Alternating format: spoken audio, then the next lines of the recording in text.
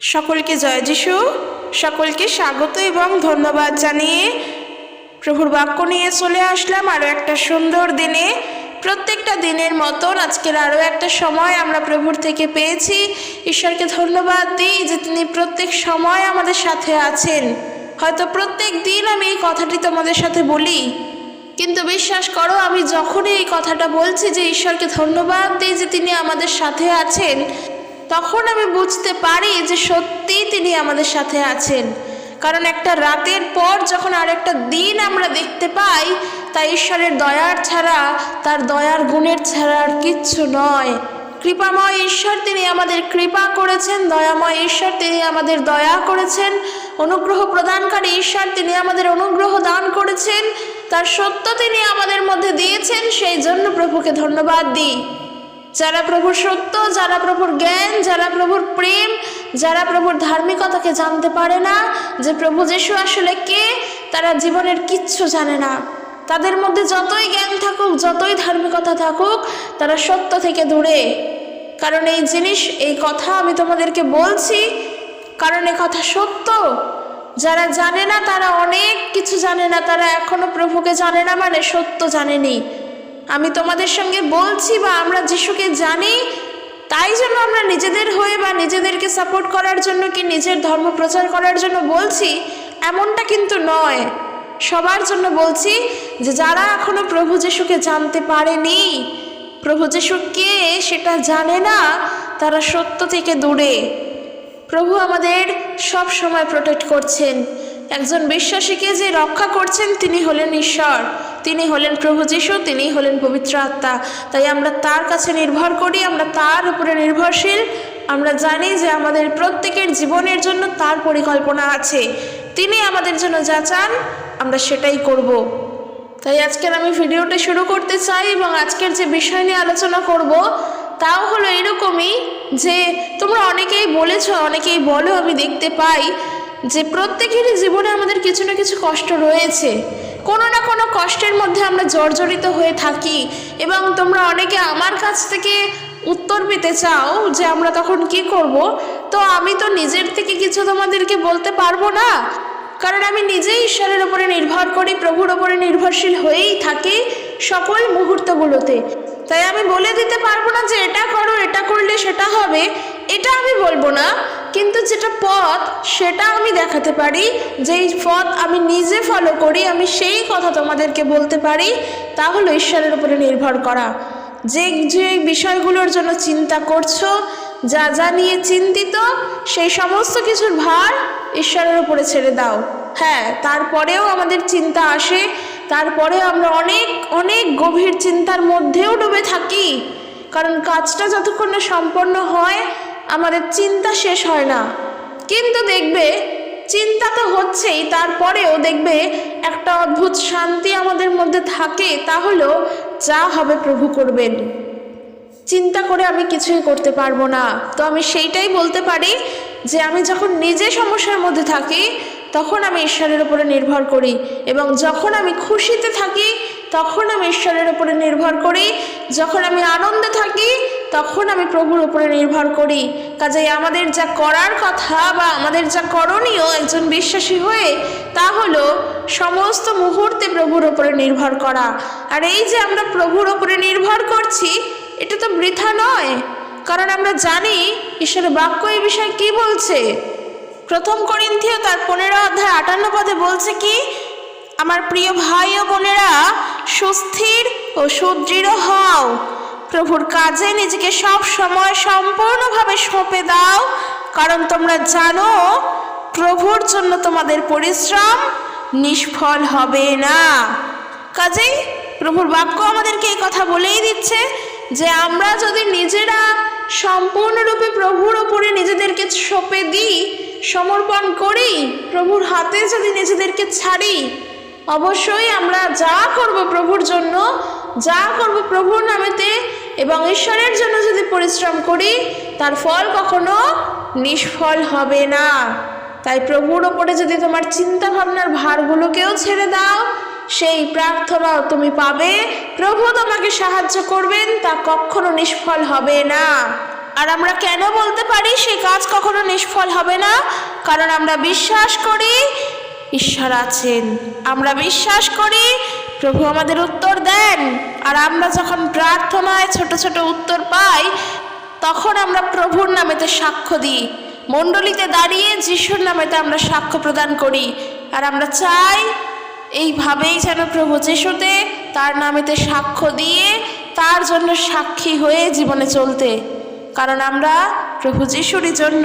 তাই বিশ্বাস করো যে ঈশ্বর আছেন এবং তিনি যে বিশ্বসনীয় সে কথা তিনি নিজেই আমাদের কাছে বলেন।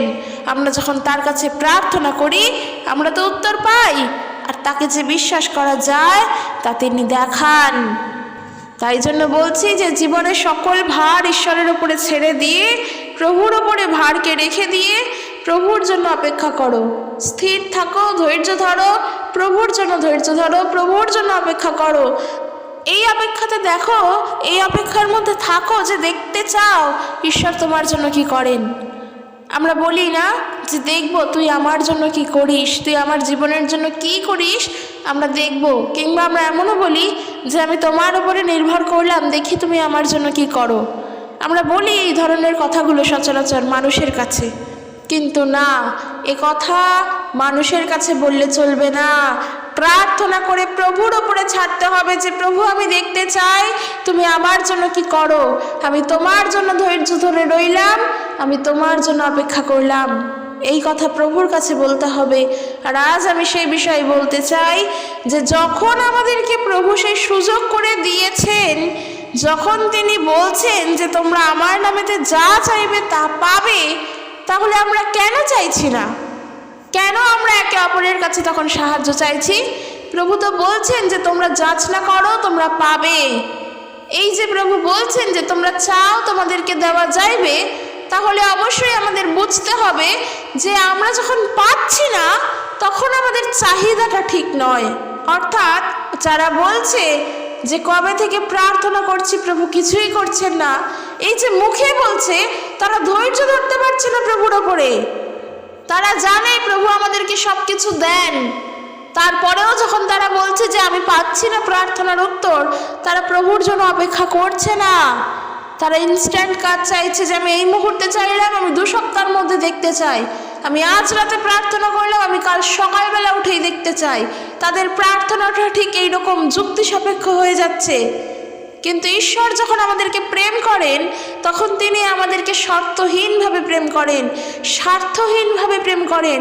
তাহলে আমরা যখন আমাদের জন্য বা আমরা যখন কোনো কিছুর জন্য প্রার্থনা করি, আমরা কেন স্বার্থ নিয়ে করছি?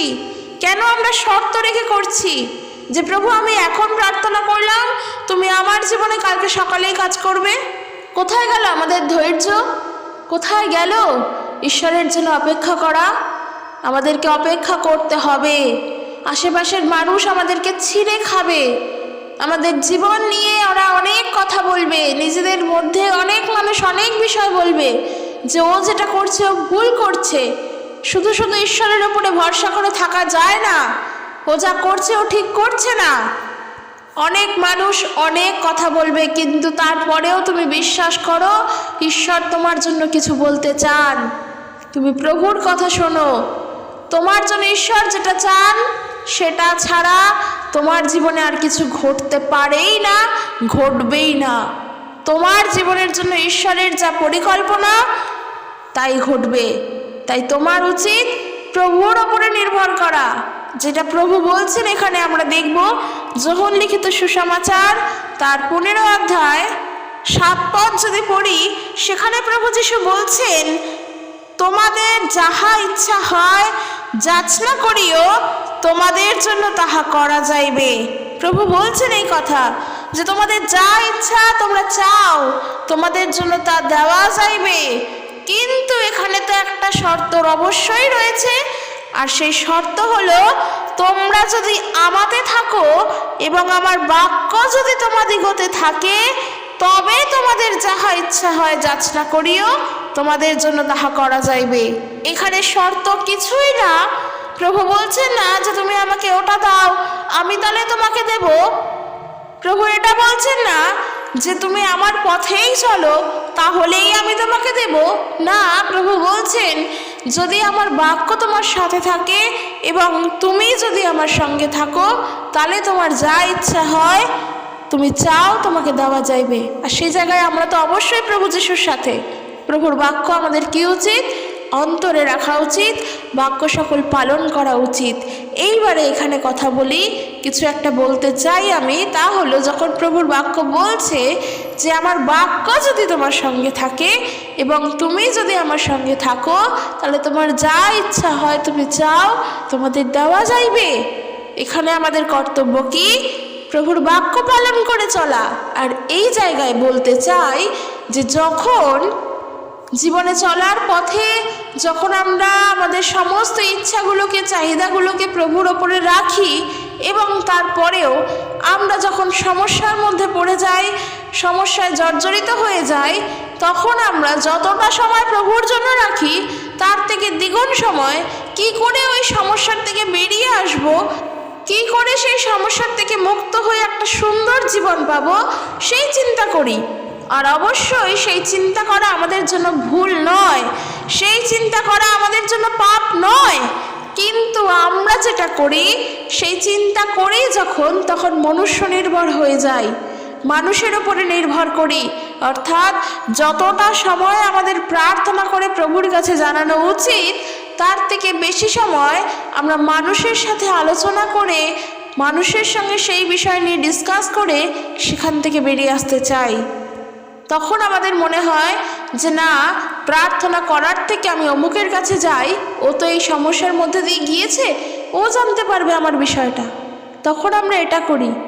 কিন্তু বিশ্বাসীরা মনে করো এটা করা ঠিক নয়। বিশ্বাস করো এটা করা একেবারের জন্য ঠিক নয় যখন ঈশ্বরের থেকে মানুষের ওপরে বেশি নির্ভর হই।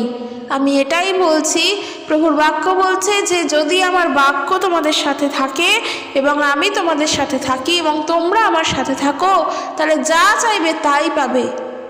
এই যে আমি বলতে চাই, যখন আমরা অনেক দুঃখ কষ্টের মধ্যে থাকি, বিভিন্নভাবে তোমরা আমাকে বলো যে অনেক মানুষ আছো যারা ঋণের দায়ে জর্জরিত হয়ে রয়েছো, ধার দেনার মধ্যে রয়েছো, কিছুতেই বেরিয়ে আসতে পারছো না, কেউ কেউ অসুস্থ, কারোর জীবনে অনেক দুঃখ, অনেক বেদনা। ঠিক সেই সময়গুলো যখন তোমরা ঈশ্বরের শরণাপন্ন হও, জানবে প্রভু তোমাদের সাথে আছেন।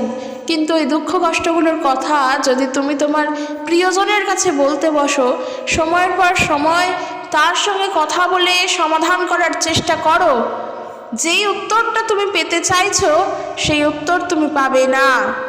কিন্তু তুমি যদি একবার প্রার্থনা করতে বসো, তোমার সমস্ত রোগ, তোমার সমস্ত দুঃখ কষ্ট, এই সমস্ত কিছুর জন্য, নিজের সমস্যাগুলোর জন্য সর্বপ্রথম যদি তুমি প্রভুর কাছে প্রার্থনা করতে বসো, আমি বলবো ঈশ্বর তোমাকে পথ দেখাবেন। তখন কোন মানুষের কাছে গিয়ে কিভাবে কথা বলবে, কিভাবে ডিসকাস করবে, ওই ব্যক্তিটিকেও প্রভুই নির্দেশ করে দেবেন।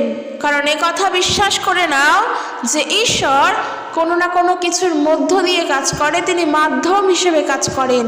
যেমনটা আমরা প্রভু যিশুকে দেখতে পাই যে তিনি আমাদের জীবনের জন্য একমাত্র মাধ্যম, যার মধ্য দিয়ে কিনা ঈশ্বরের কাছে যাওয়া যায়।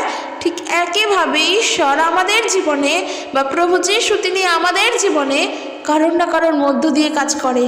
তাই জন্য বলছি, জীবনের সকল ভার ঈশ্বরের বাক্য অনুসারে ঈশ্বরের উপরে ছাড়ো। দেখবে আমরা যখন প্রভুর ওপরে সেই ভার রাখছি, প্রভু তখন আমাদের সঠিক পথ দেখাচ্ছেন। কারণ এই সময় যখন আমরা সমস্যার মধ্যে পড়ে যাই, যখন আমাদের জীবনের সমস্ত আশা শেষ হয়ে যায়, মানুষ কিন্তু তখন সেই সময় সব থেকে বেশি খারাপ পদক্ষেপের দিকেই এগিয়ে যায়। তখন মানুষের মধ্যে মনে হয় যে আমি আর নিজের মধ্যে নেই, আমি আর কিছু করতে পারছি না, আমি হাল ছাড়ছি, আমার পক্ষে করা কিচ্ছু সম্ভব নয়। ইভেন এই বিষয় একজন বিশ্বাসীর জীবনেও আসে। কিন্তু আমি বলতে চাই, প্রভুর বাক্য কি বলছে? পবিত্র আত্মার প্রতিশ্রুতি প্রভু যিশু তিনি আমাদেরকে দিয়েছেন, যে আত্মা সত্যের আত্মা, যে আমাদের সত্যের পথ দেখায়। তাহলে একজন বিশ্বাসীর জীবনে এর থেকে বড় বিষয়, এর থেকে আনন্দের বিষয় আর কিচ্ছুই হতে পারে না, যখন পবিত্র আত্মা আমাদের সাথে। তাই জন্য ঈশ্বরের ওপরে নির্ভর করো, পবিত্র আত্মার থেকে সাহায্য চাও যে পবিত্র আত্মা তুমি আমাকে সাহায্য করো, সত্যের পথ তুমি আমাকে দেখাও, আমি নিজের জীবনের জন্য কিছু ভাবতে পারি না, তুমি আমাকে সাহায্য করো। কারণ আমরা যোহন লিখিত সুসমাচার তার 14 অধ্যায় 15 পদ থেকে দেখেছি প্রভু যিশু তিনি পবিত্র আত্মা দেওয়ার যে প্রতিশ্রুতি তা তিনি দিয়েছেন। তিনি বলছেন, তোমরা যদি আমায় ভালোবাসো তবে আমার সমস্ত আদেশ পালন করবে। শর্ত এটাই। প্রথমেই যে আমরা বললাম যে ঈশ্বরের প্রেম নিঃশর্ত, একেবারেই তাই। ঈশ্বর আমাদেরকে নিঃশর্তভাবে, শর্তহীনভাবে ভালোবাসেন, কিন্তু তার পথে চলার জন্য অবশ্যই যদি একটা কিছু শর্ত থেকে থাকে তবে তা হলো প্রভু যিশু বলছেন, তোমরা যদি আমায় ভালোবাসো তবে আমার সমস্ত আদেশ পালন করবে। ব্যাস, সত্যি ঈশ্বরের আদেশ পালন করা, ঈশ্বরের বাক্য পালন করে চলা একজন মানুষের জীবনের জন্য ভেবে নাও সেখানেই তার মোক্ষ লাভ হয়ে গিয়েছে। আলাদা করে আর কিছু করতে হবে না। ঈশ্বরের বাক্য যে পালন করে চলবে তার পরিত্রাণ সেখানেই, কারণ সে ঈশ্বরকে বিশ্বাস করেই তার বাক্য পালন করছে, প্রভু যিশুকে বিশ্বাস করেই তার বাক্য পালন করছে। আর যে প্রভু যিশুকে বিশ্বাস করবে সে অনুগ্রহ পাবে, সে দয়া পাবে, যে বিশ্বাস করবে সে পরিত্রাণ পাবে। কিন্তু যে সকল মানুষ তারা ঈশ্বরকে জানে না, তারা জানেও না ঈশ্বরের বাক্য কি, কিন্তু তারপরেও তারা বলে যে আমরা সত্যের মধ্য দিয়ে চলছি বা আমরা ঈশ্বরকে বিশ্বাস করে ঈশ্বরের পথে চলছি, তারা আসলেই সত্য এখনো জানে না। আমি একবারও বলছি না এই ভিডিওর মধ্য দিয়ে সমস্ত কিছু ভুল, কি আমি এটা বলছি না যে আমার ধর্ম খ্রিস্ট ধর্ম শ্রেষ্ঠ ধর্ম, না, আমি ঈশ্বরের বিষয়ে বলছি, কোনো ধর্মের বিষয়ে বলছি না। কাকে বিশ্বাস করব সেই বিষয়ে বলছি, কোন পথ সত্যের পথ, কোন পথ দিয়ে গেলে সত্য পাবো সেই বিষয় বলছি। এখানে একবারও বলছি না যে তোমার ধর্ম শ্রেষ্ঠ আর আমার ধর্ম ছোট, কি আমার ধর্ম শ্রেষ্ঠ আর বাকি সবাই ছোট, কারণ আমি নিন্দা করছি না। কিন্তু আমি ভিডিওর মধ্য দিয়ে সকলের কাছে বলছি ঈশ্বরের বাক্য শোনো এবং তা পালন করো। আর ঈশ্বরের বাক্য শোনার জন্য, পালন করার জন্য কি করতে হবে সেটা যদি বলো তাহলে বলবো প্রভু যিশুকে বিশ্বাস করো। প্রভু যিশু তিনি কিন্তু ওই ইসরায়েলের ঈশ্বর একা নন। ঈশ্বর তিনি ইসরায়েলের ঈশ্বর নন, তিনি পুরো পৃথিবীর ঈশ্বর। প্রভু যিশু শুধুমাত্র জেরুজালেমের নন, শুধুমাত্র ইহুদিদের নন, শুধুমাত্র দাউদ বংশের নন, তিনি পুরো পৃথিবীর তিনি, কারণ এই পৃথিবীর সৃষ্টিকর্তা তিনি।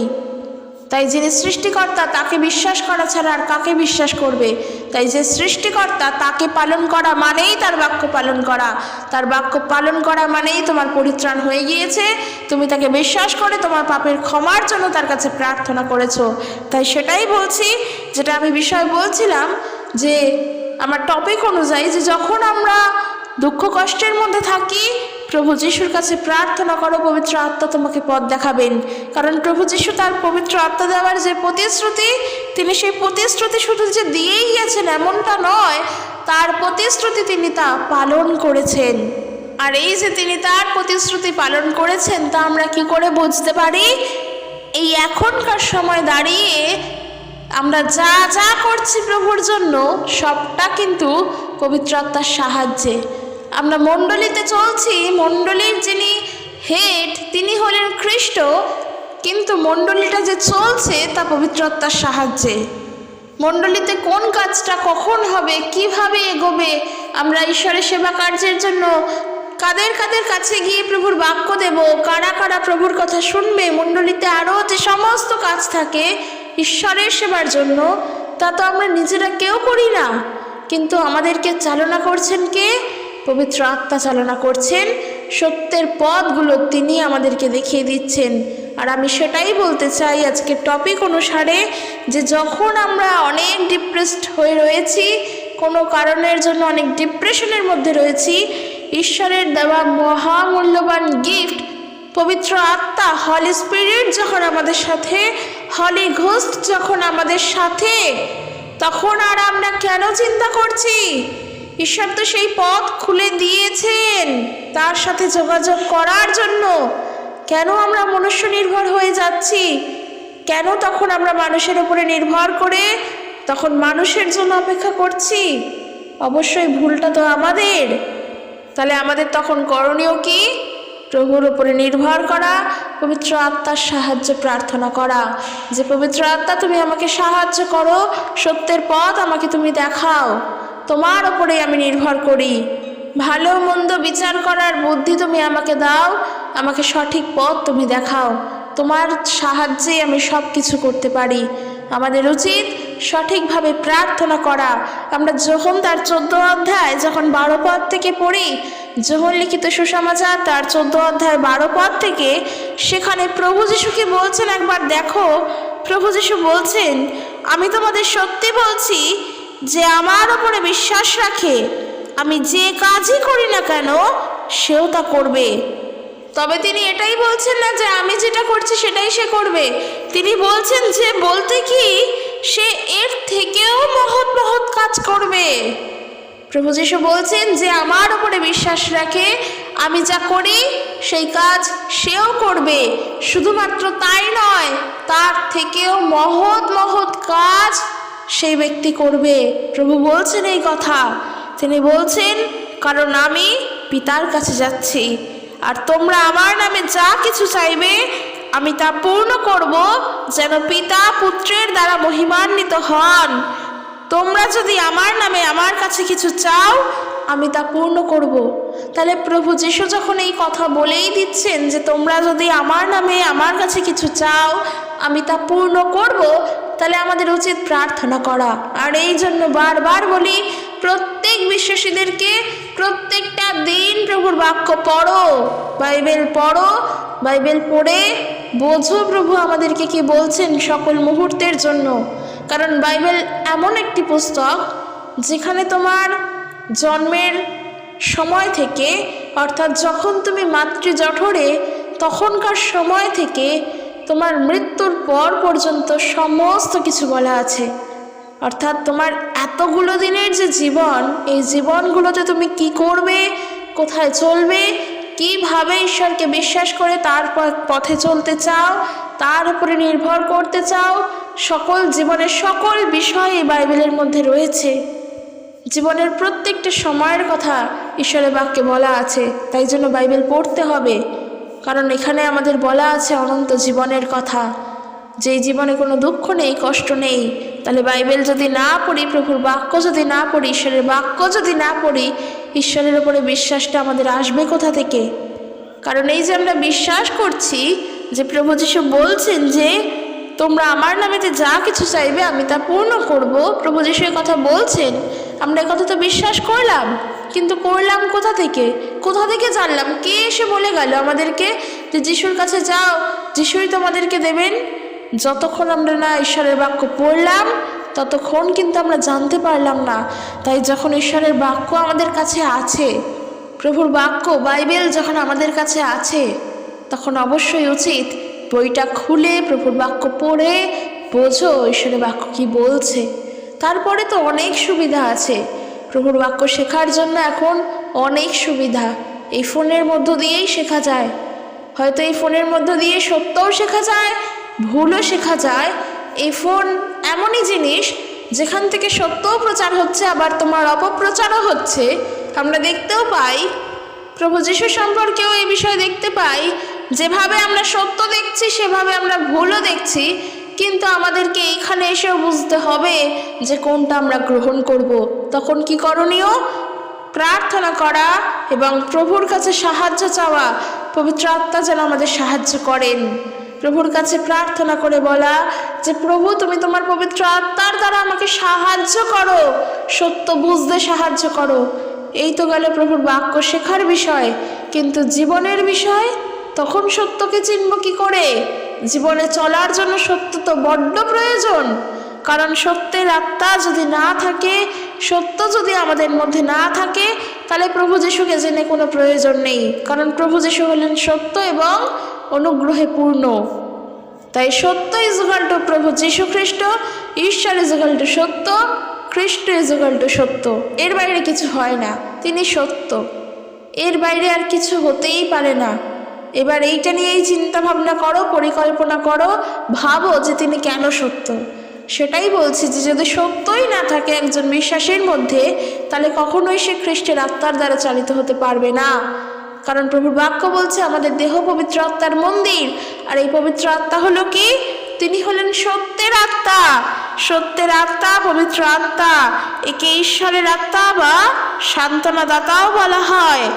যিনি ঈশ্বর এবং প্রভু যিশুর সঙ্গে যুক্ত, তিনি জগতে মানুষের মধ্যে ঈশ্বরের কাজ করেছেন, যা আমরা যোহন লিখিত সুসমাচার তার 16 অধ্যায় 13 পদ যদি পড়ি, সেখানে কি বলছে দেখো। সেখানে বলছে সত্যের আত্মা যখন আসবেন তখন তিনি সকল সত্যের মধ্যে তোমাদের পরিচালিত করবেন। তিনি নিজে থেকে কিছুই বলেন না, কিন্তু তিনি যা শোনেন তাই বলেন, আর আগামী দিনে কি ঘটতে চলেছে তা তিনি তোমাদের কাছে বলবেন। তিনি আমাকে মহিমান্বিত করবেন, কারণ আমি যা বলি তাই তিনি গ্রহণ করবেন এবং তোমাদের তা বলবেন। কাজে এখান থেকে বলা যায় যে প্রভু যিশু, ঈশ্বর এবং পবিত্র আত্মা তিনজনই একজন, তাদের কাজ, তিনজনের কাজই একই। আমরা বলতে পারবো না যে প্রভু যিশু আমার জন্য এটা করেছেন, ঈশ্বর আমার জন্য ওটা করেছেন, আর পবিত্র আত্মা আমার জন্য সেটা করেছেন। না না না, একেবারেই এটা বলতে পারবো না। যিনি সত্যের আত্মা তিনি সত্যের পথই দেখান। ঈশ্বর হলেন আত্মা, প্রভু যিশু তিনি হলেন সত্য, পবিত্র আত্মা তিনি হলেন সত্যের আত্মা। কিভাবে বলবো তারা আলাদা? তারা তিনজনেই তো একজন। তাই একজন বিশ্বাসীর কাছে যখন পবিত্র আত্মা আছে, অর্থাৎ একজন বিশ্বাসী যখন প্রভু যিশুকে বিশ্বাস করে পবিত্র আত্মা পেয়েছে, তাহলে বোঝো একজন বিশ্বাসীর কাছে অনেক ক্ষমতা আছে, অনেক শক্তি আছে, যা কিনা জগতের মানুষের কাছে নেই। কারণ জগতের মানুষ সেই আত্মাকে জানে না, তাকে গ্রহণ করেনি, তারা প্রভু যিশুকে বিশ্বাস করে না। তাই একজন বিশ্বাসী যেন কোনোভাবে কোনো বিষয়ের জন্য ডিপ্রেশনে না থাকে, যেন ওই যে বললাম যে নিজেকে শেষ করে দেওয়ার মতো চিন্তা, যে আমি হাল ছাড়লাম। কারণ তোমরা অনেকে আমার কাছে কমেন্ট করো যে তোমাদের জীবনের প্রচুর সমস্যা, অনেকভাবে তোমরা দেনার যায় জড়িত এবং আরও অনেক অনেক সমস্যা তোমরা আছো, তোমরা বলো আমাকে। আমি তখন ভাবি যে ঈশ্বর তোমাদের সঙ্গে যেন সব সময় থাকেন এবং সত্যের আত্মা দ্বারা যেন তিনি পরিচালিত করেন। কারণ যখন মানুষের দেয়ালে গিয়ে পিঠ থেকে যায় আর সে ঘুরে দাঁড়াতে পারে না, তখনই কিন্তু সে পড়ে যায়। কিন্তু এই যে পেছনে ঘুরে দাঁড়ানো, সেই দাঁড়ানোর জন্য প্রভু যখন আমাদেরকে পরিচালিত করেন, তখনই আমরা ঘুরে দাঁড়াতে পারি যে না, আমার দেয়ালে পিঠ ঠেকেনি, প্রভুর ওপরে আমি নির্ভর করি। তাই আমার উচিত প্রভুর ওপরেই বিশ্বাস্ত থাকা, তার জন্য অপেক্ষা করা, তিনি কি করবেন আমি দেখতে চাই। তার জন্য সেই বিশ্বাসীকে প্রত্যেক দিন পবিত্র আত্মার সহায়তায় প্রার্থনা করতে হবে। যদি প্রার্থনা না করো, উত্তর পাবে না। আর আমরা যেন তখন সত্যভাবে চলতে পারি, প্রার্থনা যেন করতে পারি। তাই চলো আমরা ছোট্ট একটি প্রার্থনা করি সকলের জন্য। সকল সমস্যার থেকে ঈশ্বর আমাদেরকে মুক্ত করুক, আমরা যেন ঈশ্বরের উপরে নির্ভর করতে পারি। সর্বশক্তিমান পিতা গো, তোমার ধন্যবাদ দিই, তোমার গৌরব, তোমার প্রশংসা করি। প্রভু গো, সুন্দর সময় তুমি আমাদের সবাইকে, এই মুহূর্তে অনেক মানুষ প্রভু তোমার বাক্য শুনছে, প্রত্যেকের কানকে তুমি শুদ্ধ করে দাও, তাদের জ্ঞান চক্ষু তুমি খুলে দাও তোমার বাক্য শোনার জন্য, তোমার বাক্যকে বোঝার জন্য। তাদের মধ্যে সেই ইচ্ছা শক্তি দাও, তারা যেন তোমার বাক্য নিজের থেকে পড়ে। প্রভু তাদেরকে সাহায্য করো। আমি এই মুহূর্তে প্রার্থনা করি, অনেক মানুষ এখানে উপস্থিত আছে, আমি কাউকে চিনি না, তারা কেউ আমাকে চেনে না, কিন্তু আমাদের সবাইকে প্রভু তুমি চেনো। তুমি আমাদের নাম ধরে ধরে ডেকেছো। আমরা তোমার রব শুনেছি, আমরা আর অন্য কারোর রব শুনবো না। তাই আমরা তোমার উপরে নির্ভর করি। যাদের যাদের যা যা সমস্যা প্রভু তুমি জানো, তাদের সেই সকল সমস্যার থেকে মুক্ত করো। তারা যেন তোমার নামের গৌরব করতে পারে, তাদের সঙ্গী তুমি হও। শুধু সমস্যার থেকে মুক্ত নয় প্রভু, তারা তোমার বাক্যের উপরে যেন নির্ভর করে তোমার বাক্যের কার্যকারী হয়ে যেন চলতে পারে, তোমার বাক্যকে জীবনে অ্যাপ্লাই করে যেন চলতে পারে। তাদের সকলের প্রার্থনা তুমি শোনো, তাদের সহবর্তী হও। আমি বিশ্বাস করি এই মুহূর্তের এই প্রার্থনা তুমি শ্রবণ করেছো।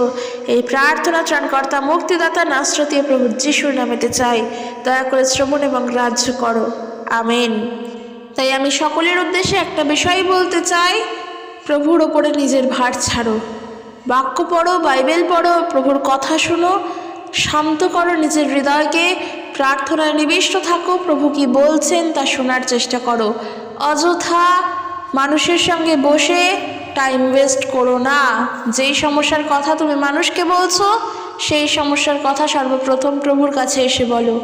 মানুষ তোমাকে যেই পথ দেখাবে সেই পথ তোমার জন্য ঠিক নাও হতে পারে, কিন্তু প্রভু তোমার জন্য যেই রাস্তা খুলে রাখবেন সেটা তোমার জন্য একেবারে সঠিক এবং বেস্ট পথ হবে, কারণ তিনি ঈশ্বর। ঈশ্বর মানুষকে ভ্রান্ত করেন না, ঈশ্বর মানুষকে ভুল পথে চালিত করেন না। তাই ঈশ্বরের উপরে নির্ভরশীল হওয়াটা আমাদের প্রত্যেকেরই জন্য একান্ত কাম্য, প্রত্যেকের জন্য একান্ত জরুরি, যেন প্রভুর উপরে নির্ভরশীল হয়ে প্রভুর বাক্যের পথে চলতে পারি, ঈশ্বরকে যেন সময় দিতে পারি। যতই আমাদের নিজেদের প্রিয়জন হোক, হয়তো তার কাছে গিয়ে তার সাথে কথা বলছি না বলে হয়তো সে আমাদের প্রতি বিরক্ত হচ্ছে, কি আমাদের প্রতি রাগ করছে, হয়তো সে ভাবছে যে আগে আমরা একে অপরের সাথে কথা বলতাম, সময় কাটাতাম, কিন্তু এখনও নিজের সমস্যার কথা আমার সঙ্গে বলে না। কিন্তু যতই সে রাগ করুক, তোমার মাথায় রাখা দরকার তোমার সমস্যার কথা তুমি প্রভুর কাছে বলছো, একজন অবিশ্বাসী প্রিয়জন মানুষের কাছে নয়, কারণ পথ তোমাকে ঈশ্বর দেখাবেন, তিনি নয়। কিন্তু আমরা ওই ভুলটাই করে ফেলি। তাই আমাদের উচিত প্রভুর উপরে ধৈর্য রাখা, প্রার্থনা করা, সত্যের পথের জন্য ঈশ্বরের উপরে নির্ভর করা। আমি ছেড়ে দিলাম এই বলে প্রার্থনা করে ছাড়ো যে প্রভু আমি ছাড়লাম তোমার উপরে ভার, তুমি আমার জীবনে যা পারো করো, আমি সম্পূর্ণরূপে নিজের ভার তোমার উপরে রাখলাম, আমি নিজে আর ভাবতে পারছি না, আমার ভার তুমি নাও। প্রার্থনা করো, প্রভু সাহায্য করবেন। আমি বিশ্বাস করি ঈশ্বর তার আপন বাক্যের দ্বারা আমাদের প্রত্যেককে আশীর্বাদ যুক্ত করেছেন এবং এই ভিডিওর মধ্য দিয়ে তিনি আমাদের জীবনে আশীর্বাদ নিয়ে এসেছেন। আমি বিশ্বাস করি প্রভু আমাদের প্রার্থনা শুনেছেন। তো যদি ভালো লেগে থাকে ভিডিওটি, অবশ্যই লাইক কমেন্ট করে দিও, ভিডিওটি শেয়ার করে দিও, কারণ প্রত্যেকের তো জানা দরকার প্রভু যিশু কে, তার কাছে কে আছে। যদি না বলতে পারি তাহলে বড়দিন পালন করে কোনো লাভ নেই। জয় যিশু, প্রেজ দ্য লর্ড।